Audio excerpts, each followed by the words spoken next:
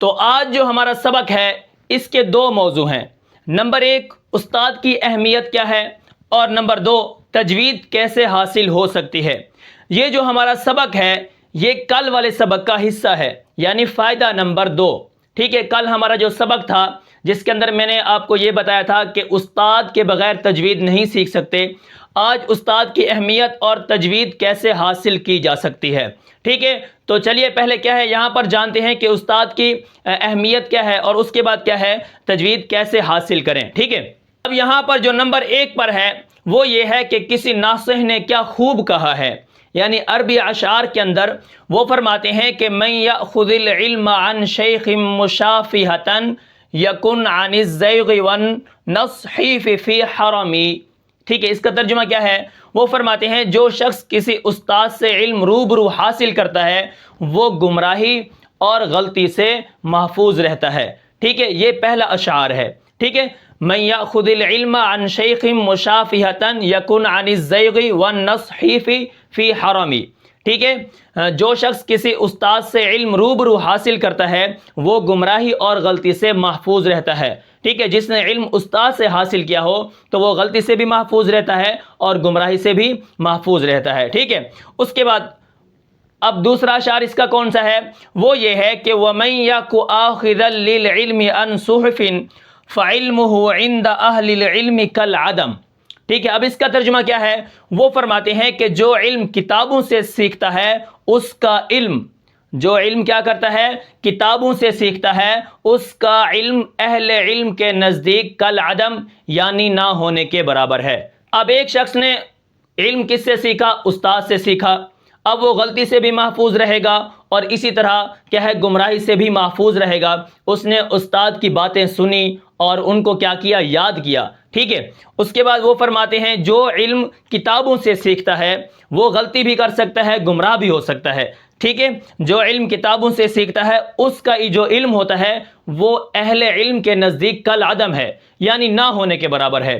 جو ایسے ہی مطلب کہ پڑھ کے خود کہے کہ میں تجوید و قرات کی کتابیں پڑھ کے یا اسی طرح علم کی کتابیں پڑھ کے کہے کہ میں بہت بڑا قاری یا عالم بن گیا ہوں، تو اہل علم کے نزدیک اس کا جو علم ہے وہ کالعدم ہے۔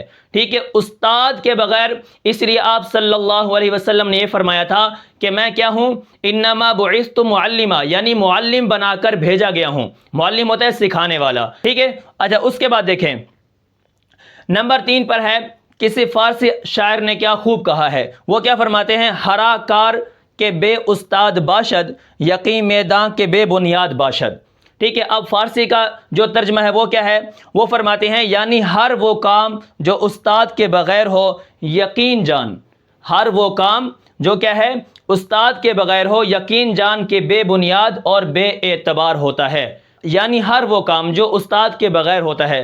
اب مثال کے طور پر آپ دیکھ لیں، جیسے استاد ہوتے ہیں سکھانے والے، کوئی موٹر سائیکل کا کام کرتا ہے، کوئی سائیکل کا کام کرتا ہے، تو اگر کوئی ایسے سائیکل کو کھول لے گا، نٹ وغیرہ اس کے کھول کے، پھر اس کو جوڑ نہیں سکے گا۔ ٹھیک ہے، یہ کہاں فٹ کرنی ہے، یہ چیزیں کہاں لگانی ہے اس کو پتہ نہیں ہے۔ کھول تو لیا اس نے، لیکن یہ استاد کے بغیر وہ کام پھر دوبارہ اس کو جوڑ نہیں سکتا۔ ٹھیک ہے، یہ ایک استاد کا کام ہوتا ہے، وہ سکھاتا ہے کہ اس کو یہاں پہ رکھنا ہے، اس کو یہاں پہ رکھنا ہے، یہاں پہ مد کرنی ہے، یہاں پہ غنہ کرنا ہے، اس راہ کو موٹا کرنا ہے، اس راہ کو بری کرنا ہے۔ تو یہ ایک استاد کی اہمیت ہوتی ہے۔ ٹھیک ہے، تو استاد کے بغیر جو علم بندہ سیکھتا ہے اس کا علم جو ہے وہ اہل علم کے ہاں کالعدم ہے، یعنی نہ ہونے کے برابر ہے۔ ٹھیک ہے، اب یہاں پر جو ہمارا سوال ہے وہ ہے تجوید کیسے حاصل کی جا سکتی ہے۔ ٹھیک ہے، اب یہاں پر دیکھیں علامہ جزری فرماتے ہیں کہ وَلَيْسَ بَيْنَهُ وَبَيْنَ تَرْكِهِ إِلَّا رِيَاضَةُ امْرِئٍ بِفَقِّهِ۔ کیا ہے؟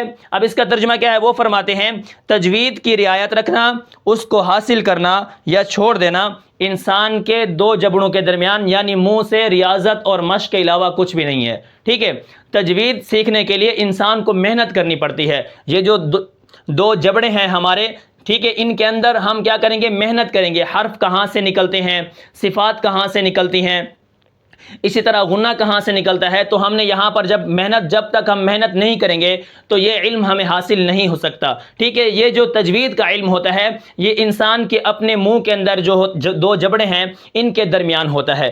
مثال کے طور پر اگر مخارج نکلتے ہیں وہ بھی یہیں سے نکلتے ہیں، اگر حروف نکلتے ہیں تو وہ بھی یہیں سے نکلتے ہیں، اسی طرح صفات کی جو کیفیات ہیں وہ اگر نکلتی ہیں تو کیا ہے، وہ بھی یہیں سے نکلتی ہیں۔ اب یہاں پر مثال کے طور پر اگر میں آپ کو بتاؤں، جیسے قل اعوذ برب الفلق، تو اس میں محنت ہے، قاف کو موٹا کرنا ہے، لام کو باریک کرنا ہے، حمزہ یہاں سے نکالنا ہے، عین یہاں سے نکالنا ہے، اعو، ٹھیک ہے، حروف مدہ کو ایک الف کے برابر کھینچ کے پڑھنا ہے، قل اعوذ، ذال کو باریک پڑھنا ہے۔ جب تک آپ ان حرفوں کی مشق نہیں کریں گے، زبان سے محنت نہیں کریں گے، مشقت نہیں اٹھائیں گے، تجوید کا علم حاصل نہیں ہو سکتا، ٹھیک ہے۔ اب یہاں پر دیکھیں، جو محنت کرتا ہے وہ بفضلہ تعالی، یعنی اللہ تعالیٰ کے فضل سے وہ سیکھ لیتا ہے، اور جو محنت نہیں کرتا وہ کیا ہے، وہ بالکل نہیں سیکھ سکتا، ٹھیک ہے۔ اگر میں آپ کو یہ بتاتا رہوں کہ اس کو موٹا کرو موٹا کرو موٹا کرو، تو آپ جب حرف کو موٹا ہی نہیں پڑھو گے، اپنے اندر جو ہے مشقت نہیں اٹھاؤ گے، زبان کی جڑ اوپر کی طرف نہیں اٹھاؤ گے، تو وہ حرف کیسے موٹا ہو سکتا ہے۔ اسی طرح میں آپ کو کہوں غنہ کرو، ان الذین، ناک میں آواز اگر آپ نہ رکھو، محنت نہ کرو، ٹھیک ہے، اسی طرح کیا ہے، ان قواعد کی رعایت نہ رکھو، تو آپ کو تجوید کا علم حاصل نہیں ہو سکتا۔ یہ سکھانے کا مطلب، یہ بتانے کا مطلب یہ ہے کہ جو بھی آپ کو بتایا جائے وہ آپ لکھ سکتے ہیں، اور پھر کیا ہے، اس کی آپ زبان سے مشق کریں، ٹھیک ہے، زبان کو وہاں لگائیں جہاں جہاں سے حروف ادا ہوتے ہیں، پھر دیکھیں کہ کیا یہ ہمارے حرف صحیح نکل رہے ہیں یا نہیں نکل رہے، ٹھیک ہے۔ قرآن کو تجوید کے ساتھ پڑھنا واجب ہے، کیونکہ اس کا جو حکم ہے وہ اللہ تعالیٰ نے قرآن مجید کے اندر دیا ہے، وَرَتِّلِ الْقُرْآنَ تَرْتِيلًا، کہ تم قرآن مجید کو کیا کرو، خوب ٹھہر ٹھہر کر پڑھو۔ اب خوب ٹھہر ٹھہر کر پڑھنے کا مطلب بھی یہی ہے کہ ہم کیا کریں گے، حرفوں کو کیا کریں گے، تجوید کے ساتھ ادا کریں گے۔ حضرت علی رضی اللہ عنہ کا قول ہے، ٹھیک ہے، وہ فرماتے ہیں کہ الترتیل هو تجوید الحروف، ٹھیک ہے، حرفوں کے مخارج کا جاننا، اور اسی طرح وہ معرفت الوقوف، جہاں پر ہم رکتے ہیں، الحمدللہ رب العالمین، الحمدللہ رب العالمین، الحمدللہ رب العالمین تو یہ وقوف ہیں، ٹھیک ہے۔ وقف اور ابتدا کی چیزوں کو پہچاننا، اس کا نام ترتیل ہے، ٹھیک ہے۔ تو یہ تھا آج کا ہمارا سبق، جس کے اندر میں نے آپ کو ایک استاد کی اہمیت کے 2-3 اشعار بتائے ہیں، اور اس کے بعد میں نے آپ کو یہ بتایا ہے کہ تجوید کیسے حاصل ہو سکتی ہے، ٹھیک ہے۔ اس کے لیے محنت کی ضرورت ہے، اگر آپ محنت کریں گے اپنے 2 جبڑوں کے اندر جو کیا ہے، اگر محنت کریں گے تو انشاءاللہ آپ تجوید سیکھ سکتے ہیں۔ تو میں امید کرتا ہوں کہ آپ کو یہ سبق سمجھ آیا ہوگا، پھر ملتے ہیں انشاءاللہ اگلے سبق میں، تب تک کے لیے مجھے اجازت دیجیے، اللہ حافظ۔